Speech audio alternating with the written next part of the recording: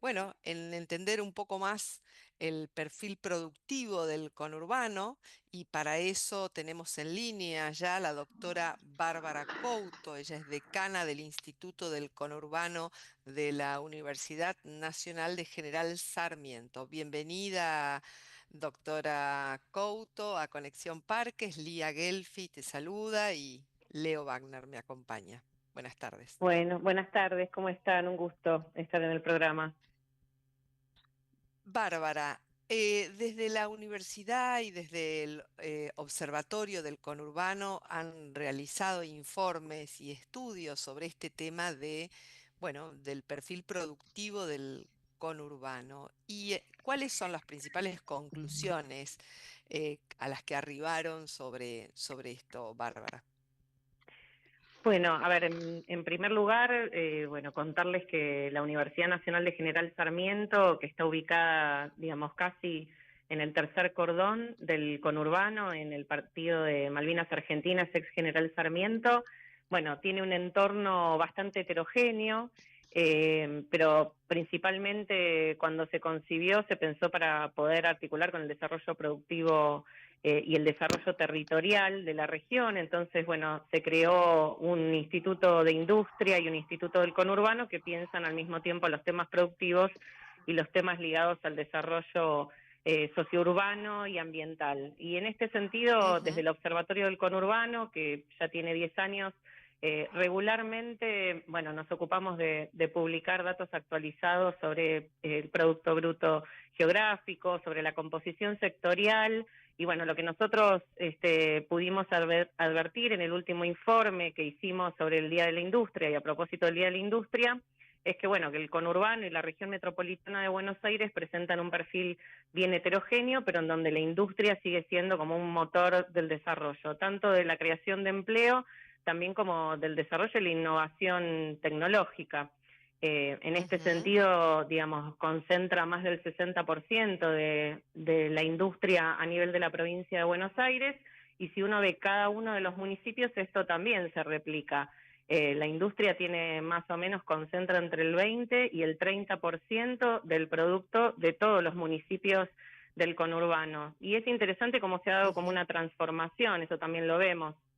Los principales Claro. sectores son la industria, el comercio, el transporte y el desarrollo inmobiliario, pero también a partir de, bueno, del comercio electrónico, sobre todo luego de la pandemia, se fueron desarrollando sectores asociados a los servicios tecnológicos, la logística. Entonces esto ha dado también una nueva configuración y un fortalecimiento del rol que tienen también los parques industriales y los parques logísticos en la región metropolitana de Buenos Aires, en especial en aquellos municipios que están bien conectados desde lo que es rutas e infraestructuras, y al mismo tiempo que están cercanos a corredores que concentran un desarrollo de población y un desarrollo demográfico importante. Ujú, ujú. Y esta transformación, digamos, desde cómo ha sido a lo largo de las décadas, ¿no? Porque, bueno, tradicionalmente el conurbano era industrial, y cuándo es que empieza esta transformación y este cambio. Bueno, tu pregunta es interesante porque nosotros podemos advertir, digo, tanto cuando uno ve las estadísticas como cuando mira, ¿no? Cuando va haciendo como una especie de paneo por el territorio desde la ciudad de Buenos Aires hacia el primer cordón y luego hacia el segundo y el tercero, uno ve como una serie de capas geológicas, ¿no? De diferentes tramas industriales que de alguna manera dan cuenta de diferentes etapas, ¿no? En el desarrollo de la industria. Por supuesto que luego de los años 40 se produjo como una expansión mucho más importante en lo que fue el corredor del primer cordón, de los municipios del primer cordón. Entonces uno ve hacia el sur y hacia el norte, o sea, en los municipios de San Martín, 3 de febrero, y hacia el sur, Lanús, Avellaneda, un desarrollo muy importante de industrias en esa época. Y luego, con el correr del tiempo, también se fueron desarrollando otras políticas, probablemente producto de los estímulos a la instalación de agrupamientos industriales, algunos estímulos Claro. municipales, el desarrollo de algunas vías de infraestructura y algunas rutas. Bueno, se fueron desarrollando más hacia el segundo y el tercer cordón, porque también, producto del Ujú. desarrollo demográfico, las empresas también encuentran un límite espacial para expandir sus plantas. entonces muchas han claro. conservado sus oficinas o en la zona de Cava o en la zona del primer cordón y fueron expandiendo sus plantas hacia el segundo o el tercer cordón, hacia más los bordes de la región metropolitana de Buenos Aires. Y eso Ujú. uno ve que al mismo tiempo se generan en algunas zonas o de alguna manera conviven algunos procesos de desindustrialización, es decir, de espacios productivos que quedan vacantes, que uno se ve mucho cuando uno analiza la presencia de galpones en venta o en alquiler, zonas portuarias, digamos, zonas fabriles que quedan como un poco más vacantes y otras zonas que se van densificando en términos de la trama productiva, ¿no? Y son Claro. dos procesos que conviven en paralelo, ¿no? Algunos sectores se expanden más y otros se ven como más afectados por la crisis también. Sí, es muy interesante el mapa que utilizan y que han diagramado en el informe que han hecho desde el Observatorio del Conurbano. Y claro, también todas esas fábricas, galpones que quedan en desuso, se están reconvirtiendo o a residencia o reconvirtiendo también para pequeños, digamos, comunidades para pymes, ¿no? Bueno, es el caso, acá lo tenemos al Leo Wagner, es el caso de la Bernalesa, por ejemplo, pero hay otros casos que está sucediendo que se reconvierten porque han quedado en un lugar estratégico también, pero no pueden alojar a las grandes plantas. Es muy interesante esto que la mirada desde los parques, también del desarrollo de parques industriales. Leo, Hay algo que estás diciendo sí. que me parece que está bueno, que tiene que ver con los proyectos de reconversión de ex zonas fabriles, ¿no? Esto plantea oportunidades bien interesantes de trabajar desde los municipios y, por supuesto, articuladamente con la política provincial en la reconversión de espacios y el mejoramiento de los paisajes, en buscar la manera de convertir esos espacios que eran fabriles en espacios de esparcimientos, que pueden ser convertidos también en nuevos espacios fabriles, pero también pueden ser o desarrollos inmobiliarios o espacios públicos ligados al esparcimiento o el desarrollo de la cultura. Hay ejemplos súper interesantes y me parece que eso hace, de alguna manera, es como una punta del iceberg para poder pensar en las ciudades, en la planificación urbana, arquitectónica de las ciudades, y también bueno, en la imaginación y poder poner un poco de creatividad para pensar desde el desarrollo del paisaje urbano, ¿no? Claro, claro. ¿Leo? Bueno, la escucho atentamente, yo la conozco el trabajo de ellos y de la universidad, por eso me gustaría preguntarle a Bárbara lo siguiente, ¿no? ¿Cómo es la cocina, ¿no? De cómo llegamos a ese producto que nosotros vemos y decimos que bueno, cómo es la difícil tarea de confeccionarlo y bueno, y cómo podemos acceder a los servicios de la universidad para todo lo que estamos vinculados al urbanismo industrial. Bueno, a ver, por un lado la cocina, está bueno que me hagas esa pregunta porque, bueno, la universidad tiene hoy cuatro institutos, el Instituto del Conurbano tiene 70 investigadores docentes, es decir, en la cocina hay gente que forma estudiantes y al mismo tiempo que investiga sobre estos temas, tanto, digamos, en nuestro instituto como en los otros tres institutos.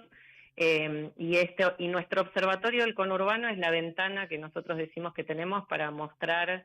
Por supuesto que hay muchos dispositivos de comunicación, pero el observatorio busca concentrarse y ser referencia como una ventana de acceso a datos oficiales, todo sobre la región metropolitana de Buenos Aires y sobre el conurbano bonaerense. Entonces, en la cocina hay un montón de equipos de distintas disciplinas, economistas, urbanistas, ecólogos, cientistas políticos, que están de alguna manera pensando en intervenir en la agenda pública, en producir un conocimiento que sirva para las organizaciones sociales, para las empresas, para los gobiernos municipales, para poder pensar en el territorio de una manera lo más sostenible posible, ¿no? Desde el punto de vista ambiental y desde el punto de vista económico.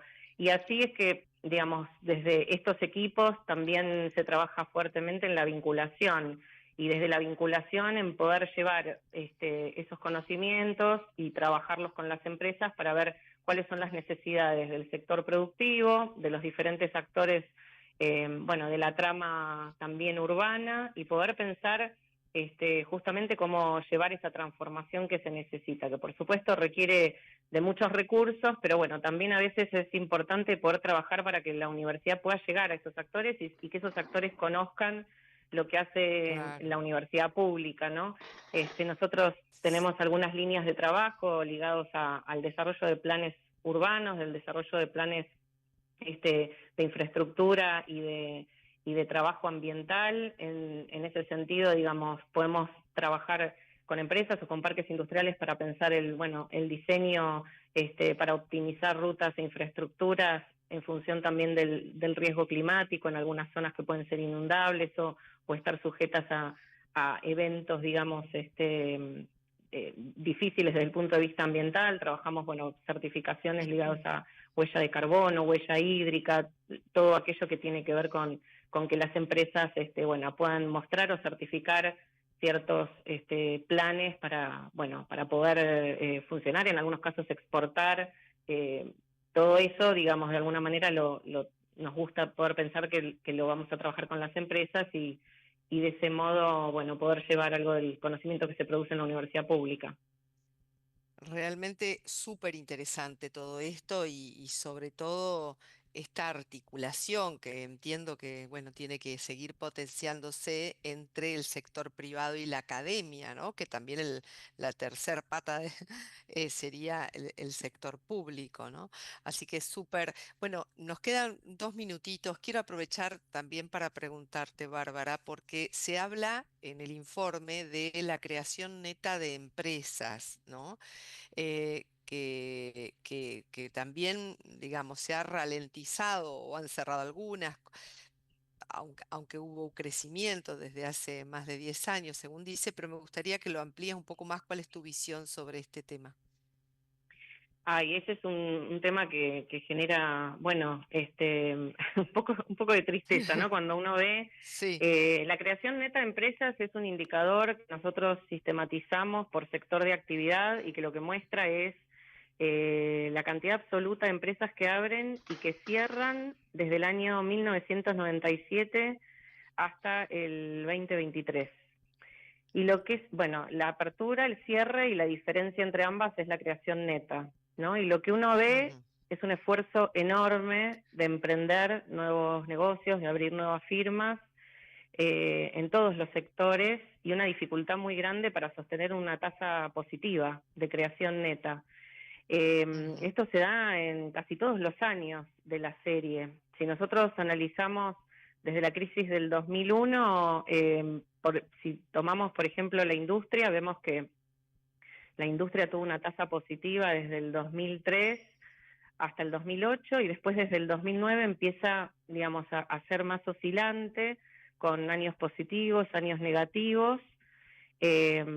A partir del 2016 hay una tasa negativa muy fuerte, es decir, salta de 27 empresas que se crean en el sector industrial al 2016, pasa a una tasa de, si se quiere, como de destrucción neta de 139, es decir, es un número muy alto. Después vuelve a ser Altísimo. oscilante, por supuesto la pandemia es un Claro. año terrible, es un año de una destrucción importantísima, y después sigue negativa, es decir, sigue negativa. La serie que tenemos es hasta el 2023, es decir, no tenemos la del 2024 todavía. Sí, claro. Pero a ver, lo que yo Mm. creo que refleja esto, porque esto se replica en todos los sectores, es decir, no es solo la industria, es el comercio, son los servicios, Mm. que estos ciclos que tiene nuestra Argentina tan oscilantes en términos de actividad económica, por supuesto que están atados a la macro, a una macro fuertemente inestable, expresan, una insistencia muy fuerte, digamos, por el capital, por abrirse camino, y al mismo tiempo, un fracaso bastante estrepitoso que probablemente tenga que ver también con las dificultades para acceder al crédito, que por supuesto está ligado Claro, con las sí, sí. posibilidades de la Ujú. Argentina de tomar crédito internacional a unas tasas más favorables. Pero eso muestra las dificultades que hay para poder sostener un nivel de actividad Claro. económica que sea importante, es decir, que pueda Claro. redituar esos esfuerzos en el mediano plazo y poder sostener, ¿no?, la actividad económica. ese Mm. indicador es bastante triste. Yo digo siempre, Sí, sí, ese, es una esa era muestra. la palabra con la que me quedo, ¿no? Bárbara, realmente un placer.